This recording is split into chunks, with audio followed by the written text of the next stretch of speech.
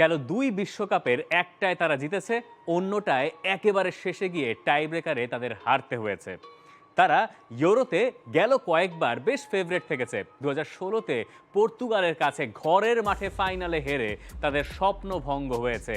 আর গেলবার 2020-এর ইউরোতে সুইজারল্যান্ডের কাছে টাই ব্রেকারে round of 16-এ চমক দেখিয়ে তারা বিদায় নিয়েছে। সেই ফ্রান্স আরও একবার ইউরোতে যাচ্ছে ফেভারিট হয়ে, এবং তাদের যে স্কোয়াড এবং স্কোয়াড ডেপথ, তার সব কিছু দেখলে আপনি যদি ফ্রান্সের ঘোরতর শত্রু না হন, আপনিও মানতে বাধ্য হবেন এই দলটা ফেভারিট। ফ্রান্সের দল ঘোষণা হয়ে গেছে ইউরোর জন্য। দিদিয়ের দেশও 25 জনের একটা স্কোয়াড ঘোষণা করেছেন। সেটা দেখার আগে ফ্রান্সের যে গ্রুপটা ইউরোতে, সেটা দেখে নেওয়া প্রয়োজন, কারণ ফ্রান্সের গ্রুপটা একদমই সহজ নয়। তাদের প্রতিপক্ষ নেদারল্যান্ডস, তাদের প্রতিপক্ষ পোল্যান্ড, তাদের প্রতিপক্ষ অস্ট্রিয়া। কিন্তু তারপরও তারা টুর্নামেন্ট ফেভারিট, যেহেতু এই গ্রুপেরও রাউন্ড অফ 16-এ যাওয়ার জন্য তারা ফেভারিট, তাতে কোনো সন্দেহ নাই। 25 জনের স্কোয়াডের সবচেয়ে বড় চমক হচ্ছেন এনগোলো কন্তের ইনক্লুশন। দিদিয়ের দেশও এনগোলো কন্তেকে প্রায় 2 বছর পর জাতীয় দলে ডেকেছেন, এবং সেটাই আসলে ফ্রান্সের এই স্কোয়াডের সবচেয়ে বড় আলোচনার বিষয়। তবে আমরা একটু গোলকিপার থেকে শুরু করতে চাই। যে 3 জন গোলকিপার রয়েছেন, তার ভেতরে AC মিলানের মাইক ম্যানিওর শুরু করার কথা একদম শুরু থেকে। আর ডিফেন্ডারদের যে লিস্ট আছে, সেখানে বড় ধরনের কোনো চমক নাই। লুকাস এর্নান্দেজের জায়গা ওই জায়গায় শেষ পর্যন্ত হয় নাই, কারণ তিনি ACL ইনজুরিতে পড়েছেন। এই ছাড়া যাদের থাকার কথা ছিল, শেষ পর্যন্ত তারাই ওই জায়গায় জায়গা করে নিয়েছেন। মিডফিল্ডের অবস্থা, এনগোলো কন্তের কথা তো বলাই হচ্ছিল, তার সঙ্গে আছেন এডওয়ার্ড কামাভিঙ্গা, আদ্রিয়ান রাবিও, আঁতোয়া গ্রেজম্যান, অরেলিয়ান শুয়েমেনি, জাইর এমিরি, রয়েছেন মোনাকোর ইউসুফ ফোফানা। এই জায়গায় অরেলিয়ান শুয়েমেনিকে নিয়ে একটা প্রশ্ন ছিল যে তিনি আসলে ইনজুরিতে পড়েছেন, চ্যাম্পিয়ন্স লিগের ফাইনালে রিয়াল মাদ্রিদের হয়ে খেলতে পারবেন কি পারবেন না, কিন্তু সেই জায়গায় যেহেতু চ্যাম্পিয়ন্স লিগে খেলারই তার একটা সম্ভাবনা আছে, ইউরো তো আরও পরে, তাই এই কারণে দিদিয়ার দেশও তাকে ছাড়া কোনোভাবেই স্কোয়াড ঘোষণা করার কথা ছিল না, এবং তিনি সেটা শেষ পর্যন্ত করেনও নাই। ফরওয়ার্ড পজিশনে ব্র্যাডলি বারকোলার জায়গা হয়েছে। কিলিয়ান এমবাপে এই দলটার ক্যাপ্টেন, একই সঙ্গে আছেন Kingsley Coman, Marcus Thuram, Randal Kolo Muani, Olivier Giroud এবং উসমান ডেমবেলে। আপনি এই স্কোয়াডটা যে এক নজরে দেখলেন একটা একটা করে, এবার আসুন আমরা মেলাই যে কেন এই দলটার স্কোয়াড ডেপথ এত বেশি। গোলবারের নিচে কে থাকবেন সেটা তো আপনি মোটামুটি অনুমান করে নিতে পারেন, কিন্তু তারপরে ওই জায়গায় হুগো লরিসকে ছাড়া না থাকাটা এতদিন পরে ফ্রান্স দলে একটু খটকা কারো কারো লাগতে পারে। হুগো লরিস এখন আর জাতীয় দলে খেলছেন না। ডিফেন্সে এবার আসুন, সেন্টার ব্যাক পেয়ার কে হবেন? উইলিয়াম সালিবা কি থাকবেন?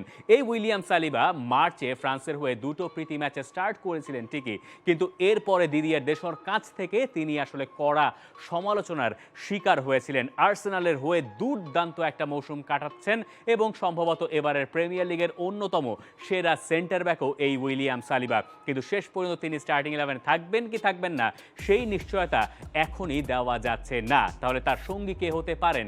তার সঙ্গী হতে পারেন ইব্রাহিমা কোনাতে, লিভারপুলের আরেক সেন্টার ব্যাক, যিনি খেলেন মূলত ভার্জিল ফন ডাইকের সঙ্গী হিসেবে। আরেকটা অপশন ওখানে আছে, সেই অপশনটা অবশ্য একটুখানি ঝামেলার এই কারণে, কারণ দায়াত উপমেকানো আসলে বায়ার্ন মিউনিখের হয়ে স্টার্টিং 11-এ জায়গা হারিয়েছেন। তার ধারাবাহিকতা নেই বললেই চলে। ফ্রান্স জাতীয় দলে তিনি আসলে স্টার্টিং 11-এ ইউরোতে শুরু থেকেই থাকছেন কিনা, সে প্রশ্নের জবাব আমরা নাই। সেন্টার ব্যাকে অনেকগুলো অপশনস আছে। হ্যাঁ, জুলস কোন্ডাকেও হয়তো সেন্টার ব্যাকে খেলানো যায়।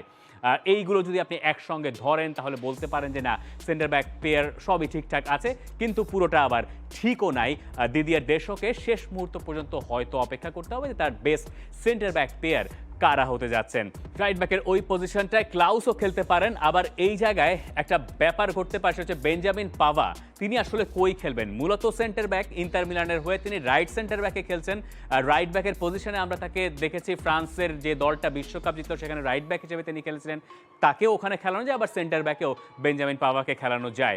বেঞ্জামিন পাভা ফ্রান্সের এই দলটার জন্য খুব বেশি গুরুত্বপূর্ণ। ইন্টার মিলানের হয়ে এই সিজনে তিনি বেশ ভালো করেছেন বলেই বেশিরভাগের মনে হয়েছে।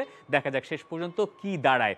আর লেফট ব্যাকের পজিশনটায় থিও হার্নান্দেজ থাকার কথা ওই জায়গায়, অথবা অপশন তো আছেই ফার্লান মেন্ডি, রিয়াল মাদ্রিদের আরেক লেফট ব্যাক। তো এই গেল হচ্ছে তাদের ডিফেন্স লাইনের অবস্থা।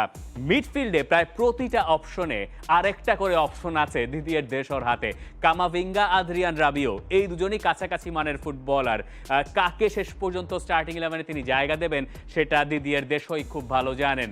অরেলিয়ান চুয়েমেনির স্টার্টিং 11-এ থাকার কথা, কারণ এই যারা রয়েছেন তাদের ভেতরে ডিফেন্সিভ মাইন্ডেড যদি আপনি চিন্তা করেন তাহলে চুয়েমেনিকেই আপনার একটু এগিয়ে রাখতে হবে। তাহলে এনগোলো কন্তে কই যাবেন? এনগোলো কন্তের এই মিডফিল্ডে খুব বেশি প্রয়োজনীয়তা আসলে আছে বলেই শেষ পর্যন্ত দিদিয়ের দেশও তাকে দলে নিয়েছেন। আমরা অনেকেই ভাবতে পারি যে একবার সৌদি লিগে চলে গেলে বোধহয় তিনি রাডারের বাইরে চলে গেলেন, কিন্তু দিদিয়ের দেশও নিয়মিত সৌদি লিগেরও যে খবর রেখেছেন সেটা তার এই স্কোয়াড দেখলেই মোটামুটি পরিষ্কার হয়ে যায়। তিনি জানিয়েও দিয়েছেন যে অগাস্ট মাস থেকে তিনি নিয়মিত খবর রেখেছেন এনগোলো কন্তের, এবং তার কাছে মনে হয়েছে, অর্থাৎ ফ্রান্সের কোচের কাছে মনে হয়েছে এনগোলো কন্তে এখন তার ওই অতীত জায়গায় চলে গেছেন, যেই এনগোলো কন্তেকে আমরা 2018 থেকে 20 পর্যন্ত দেখেছিলাম। 2018 না, তারও আগে থেকে আসলে 2016 থেকে 2020 পর্যন্ত দেখেছিলাম প্রিমিয়ার লিগ অথবা ফ্রান্সের জাতীয় দলে। এবং এনগোলো কন্তের ওপরে তার যে বিশ্বাস, সেটার বিশ্বাস শুধুমাত্র দলে নেওয়ার ভেতর দিয়েই থাকবে না, স্টার্টিং 11-এও আসলে থাকার কথা এনগোলো কন্তের। কিন্তু তাহলে আসলে ফরমেশন কি হবে? 4-3-3-তে সাধারণত ফ্রান্স স্টার্ট করে, তাহলে কি সেটা 4-2-3-1 হয়ে যাবে? আমরা জানি না, দিদিয়ের দেশও হয়তো ভালো জানেন। ফরওয়ার্ড পজিশনে আসেন কয়েকটা জায়গা পাকা। এক তো কিলিয়ান এমবাপে, তাকে তো আপনি নিশ্চয়ই সরাবেন না, তাকে নড়ানোরও কোনো সুযোগ নাই, তিনি একটা জায়গায় খেলবেন। তবে আমরা এটুকু মোটামুটি নিশ্চিতভাবে বলতে পারি যে কিলিয়ান এমবাপে হয়তো মিডল অর্থাৎ মাঝখানের জায়গাটা অপারেট করবেন না, কারণ পিএসজির হয়েও আমরা দেখেছি বরুসিয়া ডর্টমুন্ডের এগেইনস্টে চ্যাম্পিয়ন্স লিগের ম্যাচে তাকে যখন মাঝখানে খেলানো হয়েছে তিনি আসলে খুব একটা ভালো করতে পারেন নাই, বরং তিনি যখন একটা পাশে চলে গেছেন, বা পাশ থেকে ভেতরের দিকে ঢুকেছেন, তাতে খানিকটা স্পেস তিনি পেয়েছেন, এবং সেখানেই কিলিয়ান এমবাপেকে আরও বেশি ভয়ঙ্কর মনে হয়েছে। আরেকটা জায়গা পাকা, আন্তোয়ান গ্রিজমান, তাকে ছাড়া ফ্রান্সের এই দলটা চিন্তাও করা যায় না, এবং তিনি আসলে সম্ভবত, মানে আমার দৃষ্টিতে এবং অনেকের দৃষ্টিতেই সম্ভবত ফ্রান্সের এই দলটার সবচেয়ে গুরুত্বপূর্ণ সদস্য। তিনি এখন মূলত খেলছেন নাম্বার 10 রোলে, এবং তার থাকাটা খুব বেশি জরুরি কিলিয়ান এমবাপের জন্য এবং ফরওয়ার্ড বা স্ট্রাইকিং পজিশনে যিনি খেলবেন তার জন্য। অলিভিয়ের জিরুকে আমরা বহুকাল ধরে দেখেছি ফ্রান্সের এই দলটায় নাম্বার 9-এর পজিশনটা অকুপাই করতে। তিনি হয়তো জাতীয় দলে অত বেশি গোল করেন নাই, যে কথাটা আসলে ভুল, যে কথাটা আসলে ঠিক না, কারণ ফ্রান্সের all time top scorer Olivier zero. হয়তো বড় টুর্নামেন্টে আপনারা তাকে বা আমরা তাকে ওইভাবে গোল করতে দেখি না, কিন্তু তার দায়িত্বটা থাকে একটু বেশি আলাদা। জিরু হয়তো এখনো পর্যন্ত অনেক বেশি রেলিভেন্ট কারণ সেরিয়ার এখনো পর্যন্ত চতুর্থ হাই স্কোরার এই সিজনের অলিভিয়ের জিরু। তার চেয়ে একটা গোল কম আছে ইন্টার মিলানের মার্কাস থুরামের। এই জায়গায় জিরু নইলে মার্কাস থুরাম, এই দুজনের কাউকে আমরা হয়তো দেখতে পারি। আরেকটা জায়গায় একটু পরিবর্তন এসছে, পরিবর্তনটা বলতে পারেন দিদিয়ের দেশর দিক থেকে। তিনি ব্র্যাডলি বারকোলাকে দলে নিয়েছেন।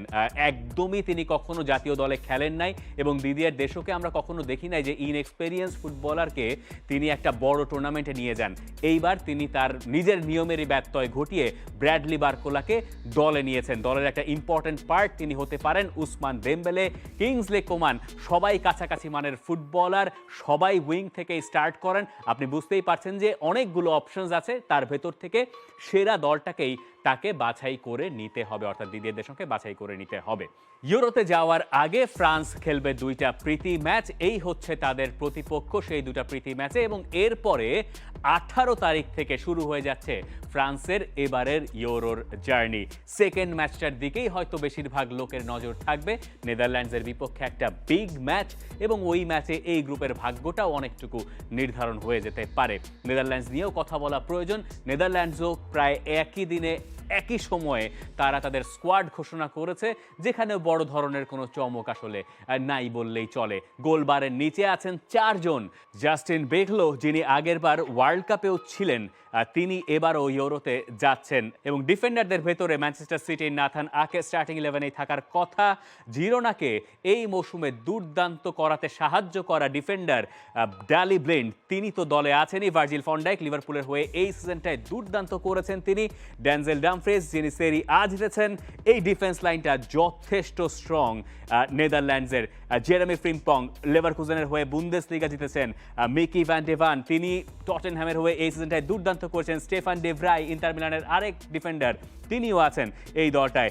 মিডফিল্ডে বড় ধরনের তেমন কোনো চমক নাই, যদিও রায়ান গ্রাভেনবার্গ লিভারপুলের হয়ে খুব বেশি গেম টাইম পান নাই। ফ্র্যাঙ্কি ডিয়ং বার্সেলোনার হয়ে শেষের দিকটায় ইনজুরিতেই পড়েছেন, কিন্তু তারা সবাই আসলে দলে আছেন। আরবি লাইপজিগের জাভি সিমন্স, তার থাকারই কথা ছিল। আল ইত্তিফাক সৌদি প্রো লিগের আরেক ফুটবলার এক্সপেরিয়েন্সড জর্জিনিও ভাইনালডামের জায়গাও সেখানে আছে। ফরওয়ার্ডদের ভেতরে Memphis Depay, Steven Bergwijn, Cody Gakpo, Wout ভেগওয়ার্স সবাই আছেন এই দলটায়। নেদারল্যান্ডস গেলবারের বিশ্বকাপের কোয়ার্টার ফাইনাল পর্যন্ত গিয়েছিল, আর্জেন্টিনাকে অনেকখানি চমকেও তারা দিয়েছিল। এই দুটা দলই শেষ পর্যন্ত অবশ্য আর্জেন্টিনার কাছে টাই ব্রেকারে হেরেছিল। কেন আর্জেন্টিনাকে টেনে আনলাম নিজেও ঠিক জানি না, কথা বলতে বলতে সেটা চলে এসছে। ইউরোর এই প্রেডিকশন আপনারা জানাতে পারেন। ফ্রান্সের স্কোয়াড কেমন হয়েছে, নেদারল্যান্ডসের স্কোয়াড কেমন হয়েছে, কমেন্ট সেকশনে আপনার মতামতের জন্য অপেক্ষায় থাকলাম। For more updates, subscribe to our YouTube channel and click on the bell icon. Follow us on Facebook and Instagram. Download T-Sports app to enjoy exciting games and highlights. Visit tsports.com.